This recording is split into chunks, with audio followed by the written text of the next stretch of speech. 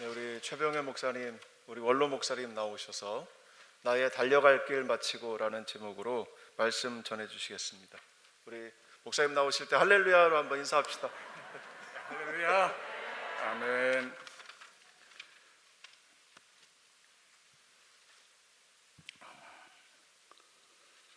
여기까지 인도하신 에베네셀의 하나님, 그 하나님 앞에 다시 한번 감사드리고 또 그분 앞에 영광 올려드리고 또 그분을 사랑합니다. 현재 지구상에 78억 7,500만 명이 살고 있다고 합니다. 그 모래알처럼 하늘의 별떨기처럼 많은 사람들 가운데서 우리 만남이라고는 거, 또 오늘 우리 김혜신 전도사님 이제 성별 예배 들어가면서 그 전도사님과의 만남 생각할수록 너무 감사하고 하나님의 섭리 너무 오묘하고 측량할 수조차 없는 그런 은혜와 축복이 배후에 역사된 줄 알고 그 하나님 앞에 다시 한번 또 만남 주신 그 하나님, 사랑으로 하나 되게 하신 그 하나님 참으로 감사와 영광 올립니다. 늘 이제 말씀드립니다마는 이 천지 호수물이 압록강 줄기를 따르게 되면 서해 바다로 들어갑니다. 두만강 줄기를 따르게 되면 동해 바다로 들어갑니다. 그리고 송하강 줄기를 따르게 되면 소련과 중국의 국경을 거쳐서 오호츠크해라고 하는 바다로 그 물은 다시 북태평양으로 들어갑니다.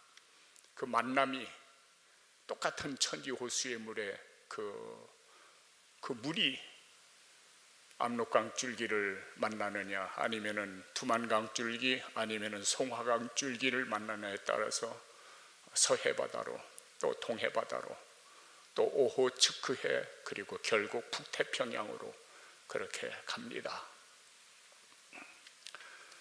우리 하나님께서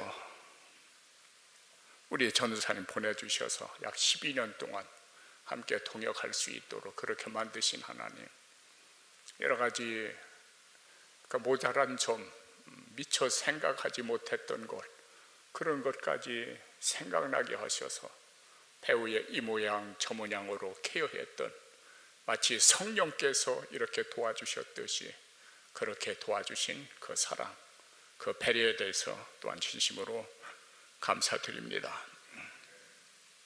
오늘 여기에 기록되어 있는 말씀은 내가 믿음의 선한 싸움 싸웠다, 그리고 달려갈 길을 마쳤다, 그리고 나를 위해서 의의 면류관이 예비된 것을 아노라 라고는 그러한 삶의 고백이 사도 바울의 입에서 나오게 되는 것이죠.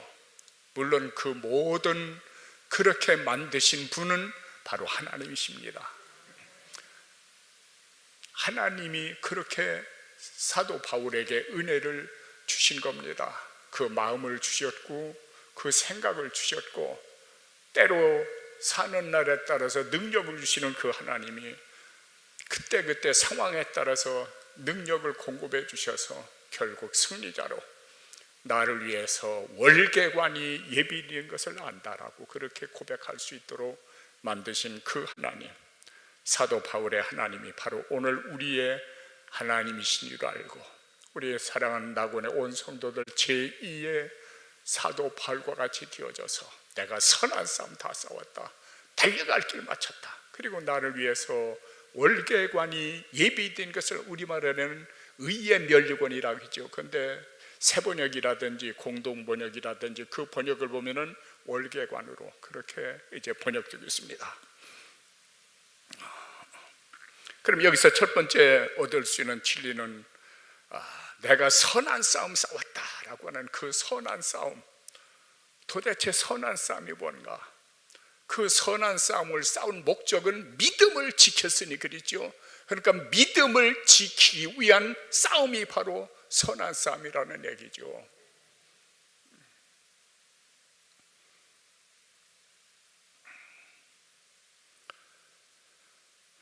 무슨 십자군이나 옛날 역사에 나타나던 십자군의 싸움이나 그 지하드 같은 그러한 조직의 싸움이 아닌 우리의 싸움은 믿음을 지키는 싸움. 그 믿음을 지키는 싸움 굉장히 힘들지요. 아마 싸움 중에서 믿음을 지키는 싸움같이 힘든 싸움은 존재하지 않을 겁니다. 우리는 매일매일 삶의 현장에서 믿음을 지키는 싸움을 싸우고 있는 거예요. 그런데 우리 자신의 모습을 보면 거의 패전으로 일관하고 있어요. 거의 패전을 해요. 왜 패전을 할까요? 내 생각, 내 뜻, 그리고 내가 얻은 지혜, 지혜는 얻는 게 아니죠. 하나님이 주시는 선물이죠. 또 지식, 또 얻어들은 풍월, 이런 것들로 나 스스로를 무장하고 이것들을 깨트려야 믿음의 역사가 일어나게 되는데 이것들을 깨트리지 못하는 거예요. 눈에 보이는 현실 때문에. 마치 하나님이 가나안 땅을 약속을 하셨죠. 여러분, 하나님이 가나안 땅을 약속했으면 그 약속에 대한 책임은 하나님이 짓는 거예요. 그런데 자기들이 지려고 하는 거예요. 자기들이 지려고 보니까 저들에게 비하면 우리는 메뚜기 같은 존재라. 메뚜기 같은 존재라. 절대로 저들을 감당할 수 없다. 우리는 메뚜기 같은 존재라. 벌써 믿음이 깨트려지는 거예요. 믿음이 깨져버리는 거예요. 그것이 오늘 우리의 모습이에요. 왜 그 사건을 기록해 놨을까요? 왜 그 사건을 통해서 우리에게 거울로 만들었을까요? 왜 우리에게 그 사건을 통해서 경고하려고 했을까요? 그러한 사람들이 너무 많겠기에 그 사건들을 기록해서 우리의 경계와 거울로 삼았느니라라고 고린도 교회를 통해서, 고린도 교회의 사도 바울을 통해서 말씀해 주셨거든요. 그래서 고린도서 10장 5절에 보면은 우리 잘 아는 말씀 그대로 따랐습니다. 믿음은 모든 이론을 파하며, 파한다는 것은 깨트린다는 얘기입니다. 깨트려버리는 거예요. 무엇이? 믿음이 무엇을 깨트린다고요?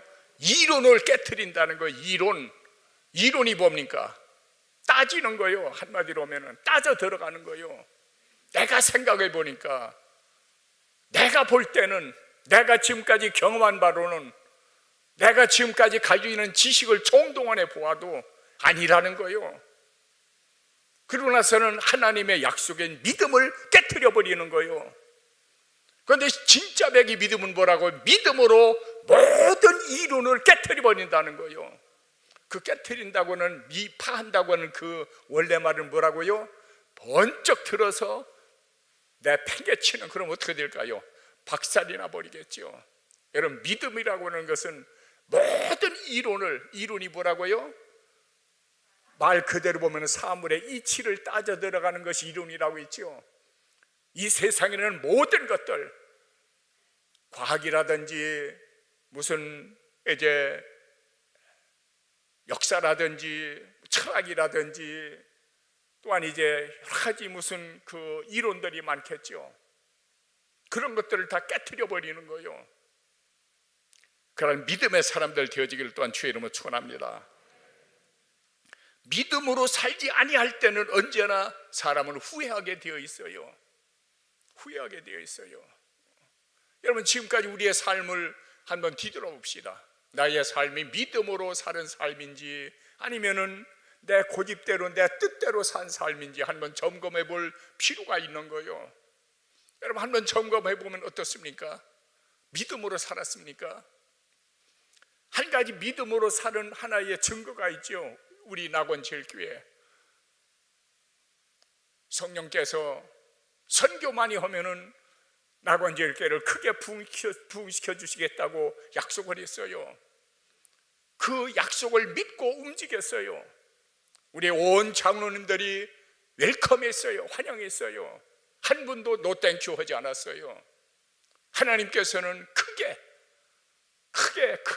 강하게 부하게 나눠주는 교회, 베풀어주는 교회, 대접하는 교회로 하나님은 세워주신 거예요. 선교사 파송할 수 있는 교회. 그것도 일종의 믿음으로 말미암는 하나의 결과물이요. 왜 모릅니까? 여러분, 재정의 30% 선교부로 보내는 거 그게 쉽습니까? 경상비 어떻게 쓰라고요? 각 교회 이제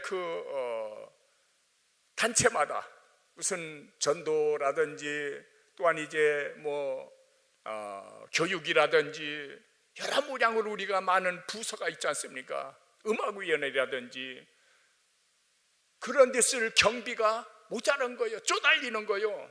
여러분, 쪼달려 가면서도 그 일을 우리가 수종들었더니 하나님이 오늘의 낙원절교회를 만들어 주신 줄로 믿습니다. 하나의 예가 되는 겁니다. 믿음의 대장부 되십시오.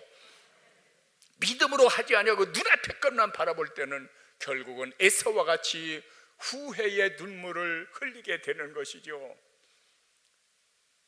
에서와 같이 후회의 눈물을 흘릴 자들이 많겠기에 에서의 사건을 구약에서만 기록한 것이 아니라 신약 히브리서에서도 이 에서의 사건을 히브리 12장 16절 17절에 에서의 사건을 기록했죠. 에서가 후회하면서 울면서 어쩌면 통곡하면서 자기의 그 행한 일을 후회를 했죠. 그렇지만 이미 늦어버린 거요. 이미 때가 지나버린 거요. 그런 말씀을 드렸죠. 어제의 내가 오늘의 나를 만들고 오늘의 내가 내일의 나를 만들어 나간다고. 어제 내가 믿음으로 살았으면 오늘 그 결과가 나타나 있는 거요. 오늘 내가 어떻게 사느냐에 따라서 내일이 결정되어지는 것이죠. 믿음의 사람들 되어지기를 주의 이름으로 축원합니다. 입술만 아멘 아멘 하지 말고 실제의 삶에 그렇게 살려고 한번 발버둥 쳐보세요. 힘이 없을 때 주여 내게 힘을 주십시오. 마치 그 간질병 들린 그 아들의 아비처럼 나의 믿음 없음을 도와달라고 그렇게 주님 앞에 도움을 청하십시오. 그분, 그의 하나님이 바로 오늘 우리의 하나님이십니다. 많은 사람들이 믿음으로 살기를 원치 않습니다. 성경에 예언된 그대로 때가 이르니 사람들은 바른 교훈을 받지 아니하며 귀가 가려워서 자기의 귀를 즐겁게 하는 말을 들으려고 자기 욕심에 맞춰 스승을 끌어들일 것이다. 많은 스승을 둘 것이다. 어떤 스승? 자기 귀를 즐겁게 하는 스승을 둘 것이라는 거예요. 여러분, 몸에 좋은 약은 쓰다고 하죠. 쓴 약이 좋은 거예요. 그래서 저도 음식도 쓴 걸 아주 굉장히 좋아해요. 제일 좋아하는 것 중에 하나가 아주 쓰디 쓴 도토리묵. 도토리묵. 물 다 빼버리면 그게 무슨 맛이 있습니까? 유일하게 도토리만 몸속에 있는 모든 중금속을 다 배출시킨대요.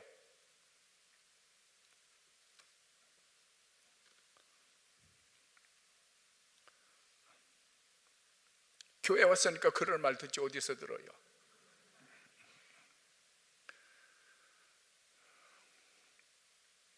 사람들은 바른 교훈을 싫어한다는 겁니다. 자기 귀를 즐겁게 하는 그의 귀를 기울인다는 거예요. 요즘으로 말하면 많은 사람들이 귀 기울이는 게 뭡니까? 11조 내면 지옥 간다고. 아마 그놈이 지옥 갈 거예요.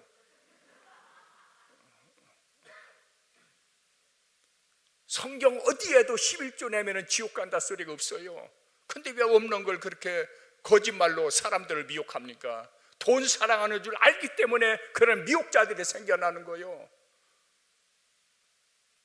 마게도냐 교회 어땠습니까? 극한 가난 속에 말로 다 할 수 없는 형언할 수 없는 그 환난과 고통 속에서도 즐거워했고 최선을 다해서 하나님 앞에 연보를 드렸다고 그렇게 기록하고 있죠. 그것은 하나님의 은혜였다는 겁니다. 사람의 힘으로 안 되는 겁니다. 하나님의 은혜가 입혀져야 가능한 거요.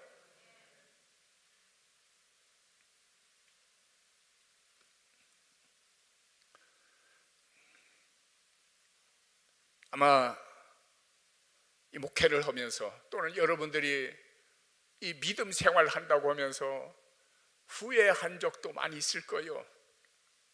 아이 그만둬버렸다, 내년이나 해라 이년아. 아마 그런 식으로 욕하고 싶은 것도 많이 있을 거예요. 네가 좀 해라.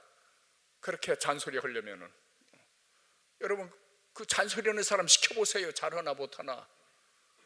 하지도 못해가면서 그렇게 말들이 많은 거예요. 따라서 하면 어째 나한테 하는 소리 같다. 깨닫게 하시니 감사합니다. 그래야 안 까먹어요.